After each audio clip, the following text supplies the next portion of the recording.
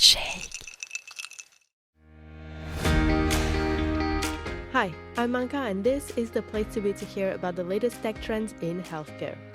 Today, we are talking about a topic that might make you raise an eyebrow too. Why don't people trust AI when it comes to their health? With AI tools like ChatGPT, Microsoft Copilot, and Google Gemini now answering health questions online, one would think we'd all be turning to them for quick advice, right? But according to a recent national survey, most people are still very hesitant, even if they use these tools regularly.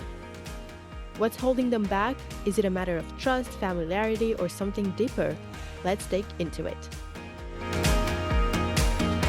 Welcome into the Meta Health. Let's start with the basics. The survey covered 2,400 adults across the US, a mix of Black, Hispanic, and white participants, and asked about their interaction with AI and whether they trust it for health-related advice. Now get this. 63% of people said they use or interact with AI. That's a huge number. But here's the twist. When it comes to trusting AI with health information, only 5% said they were very confident in the answers they got. That's like going to the doctor and thinking, not really sure if I should believe you. And even among people who use AI tools like ChatGPT or Gemini regularly, 6 out of 10 said they weren't confident in the health advice.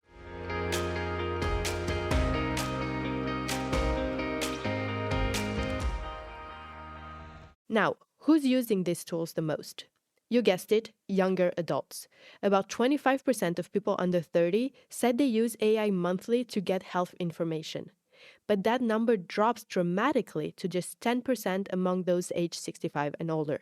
Still, even young people, despite being more familiar and comfortable with AI, do not fully trust it. The confidence gap narrows, but it doesn't disappear.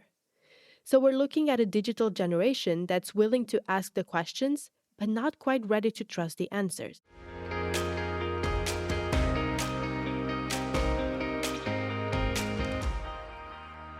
So what's going on here? One possible answer is the familiarity bias. We trust what we know, and AI, even though it's everywhere, still feels a bit mysterious when it comes to our health. People might feel fine asking AI how to cook spaghetti or fix a leaky faucet, but when the topic shifts to something personal and sensitive like a new rash or chest pain, they hesitate. And it makes sense. When your life is on the line, you want certainty, empathy, and accountability. And AI, no matter how smart, cannot offer a reassuring look or a warm bedside manner.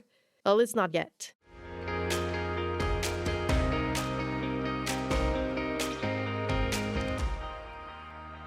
So let's talk about data.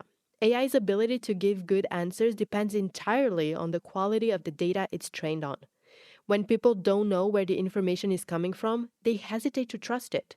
This gray area makes people uncomfortable, and understandably so.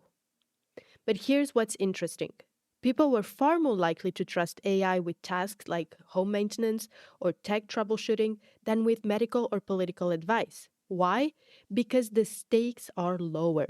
If a chatbot tells you the wrong way to roast a chicken, you'll probably survive. If it misguides your medication dosage, that's a whole different story. The public seems to intuitively understand the difference, and that's showing up in the trust numbers.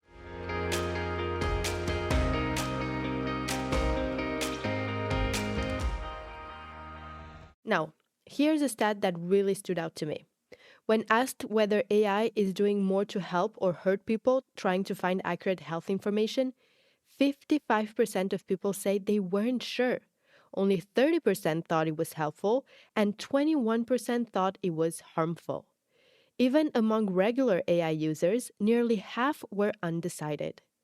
This uncertainty tells us a lot. It's not outright rejection, it's a trust gap, a moment of hesitation in a world that's changing faster than we can even process.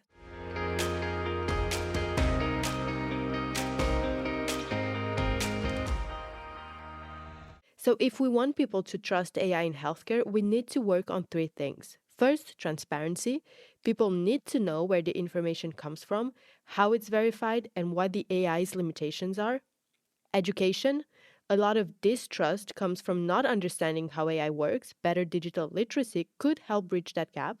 and information to make sure that people are able to differentiate between the wellness and chatbots that are not really designed to provide medical information and those who are scientifically backed and approved to give you medical information in addition to what your healthcare provider can tell you. AI developers, healthcare providers, and policymakers all need to work together to create standards that protect people and also build confidence in the system. So if you're using AI to ask health questions, you are not alone, but you're also right to be very cautious. AI is a powerful tool, not a replacement for your doctor. Think of it like Google Maps, great at showing you the way, but you still need to watch the road. The trust we place in technology should grow with understanding, not in blind faith. And as more of us use AI, more of us will demand that it becomes safer, smarter, and more transparent. That's it for today. Thank you so much for listening, and I will see you soon for another tech adventure in healthcare.